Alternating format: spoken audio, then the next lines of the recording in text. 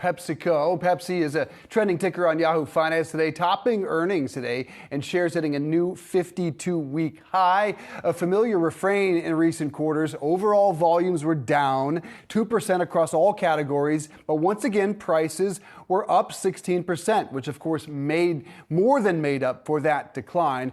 The report makes clear the growth here is all on the snack side. We love snacks. It's up 68%. Versus a 12% increase in beverage. This is a snack company. Think Cheetos, Doritos, Lay's, Tostitos, Popcorners.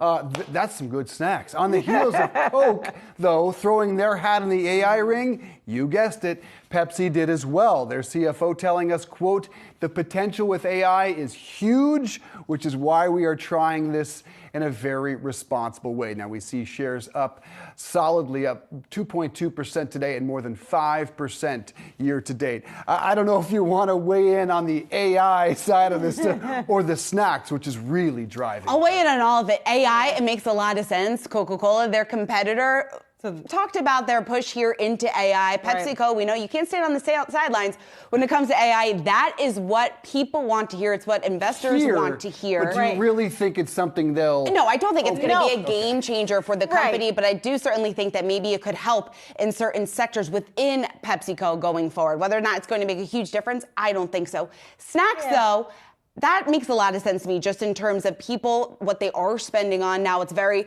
in terms of some of the other options that are out there, obviously spending $3, $4, $5 on a bag of chips is a lot cheaper than some of the other luxuries that you might consider on a day-to-day basis. But the fact that PepsiCo is already raising its profit and its revenue guidance for the year really just speaks to the confidence of management right now and how they're positioned heading into the final three quarters. Right, and they said with those price increases, that was months ago, so that coming out in the numbers now.